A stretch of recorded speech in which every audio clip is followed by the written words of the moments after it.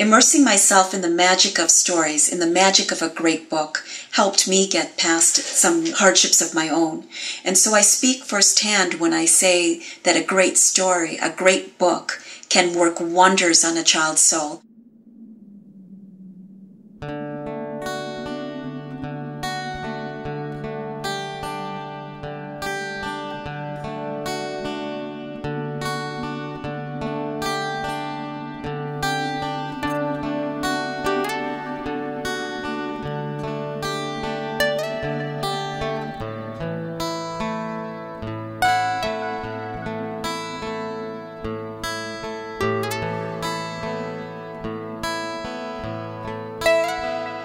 Bookwallah is a nonprofit organization that shares the gift of imagination to orphans around the world by distributing storybooks and building beautiful, inspiring libraries.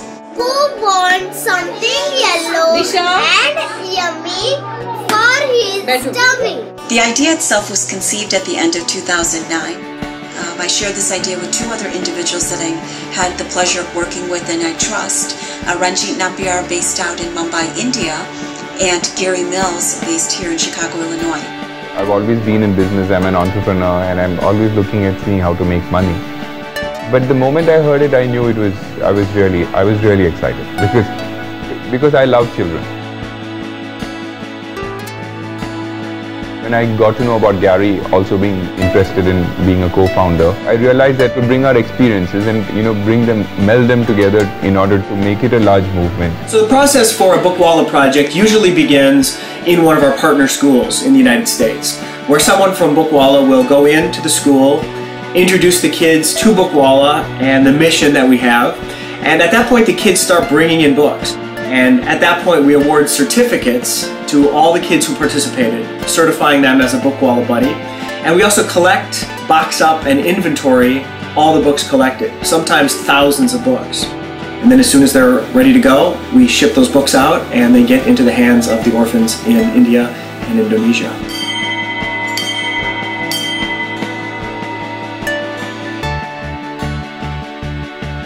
The kids here are brought here from a lot of NGOs, and these NGOs, some of them are working among the Red Street area, that's mainly known for prostitution.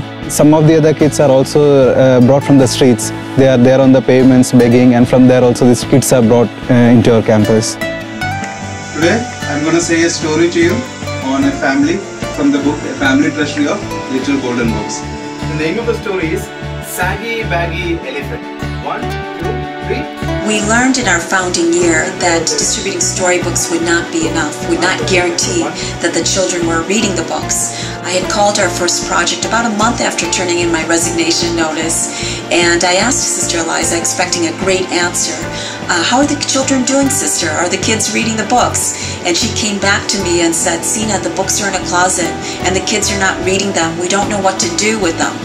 And it was then that we realized we needed to do so much more.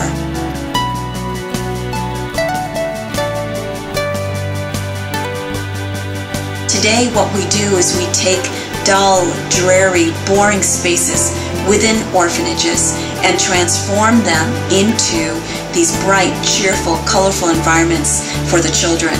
And on top of it, we provide reading and other library activities to engage the children, to inspire them, and to open up their world.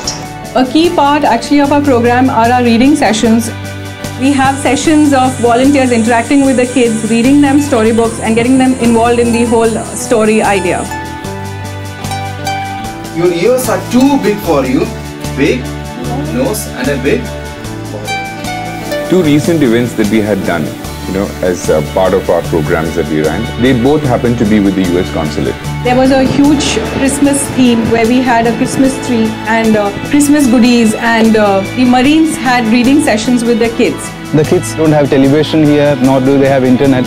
So book is the only source for them to see the outer world. What we find is when we go into a session, you have all these little kids, surrounding you and clambering onto you, and each one with a different book that they want to read. They don't know who Mickey Mouse is or Donald Duck is, so they see through the book, and that's where they know about the outside world or whatever things are there. वो क्या कर रहा है ऊपर? वैसा कौन लटकता है इधर? ये बकरी। Qualitatively, there is a lot of improvement. You find children who just because of the involvement, the attention that they get from the volunteers, you find them starting to speak. Children who don't talk start opening themselves out. It really motivates us to go further. One of the oldest of the kids here, her name is Suraj. Suraj's mother, she was an HIV positive, and this year, towards the beginning of this year, his mom passed away, and he went to that area to see the body of his mom. He didn't cry there, but after coming back to the campus, he was crying severely. Most of the time he was here, at that time he was spending in the Bookwallah library, and in the library he was going through reading books, and the books helped him to come out of that grief-stricken stage that he was in at that time. ये वाला कौन सा है? पसंद है ये वाला? Books like Winnie the Pooh, Cinderella, The Lion King really cross all borders, and it's fantastic to see the smiles that children have when they open up a beautiful story. The lion, that is Simba, he goes away from his home, but he returns back home as a mighty king. So they also expect something big will happen in their lives. While we do address issues such as literacy and fighting poverty through education, we believe we're doing something much greater at a very fundamental level, opening up a world to a child through the gift of imagination, by sharing the gift of imagination. Because with this, a child can get past certain things, view outside the walls of their experience, and know that their world can open up to new possibilities. It really continues to fuel my passion and my interest and my drive to keep moving this vision forward.